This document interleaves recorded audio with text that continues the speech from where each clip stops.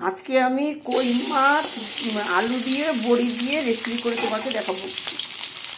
মাছগুলোকে হলুদ নুন দিয়ে মাখিয়ে রেখেছিলাম, বড়িটা ভেজে নেব। জিরে, আলু,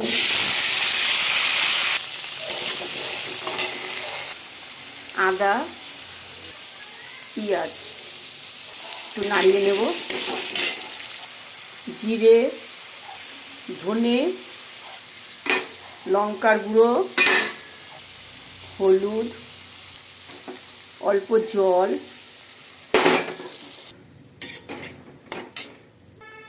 টমেটো, নুন, এবার নাড়িয়ে নেব।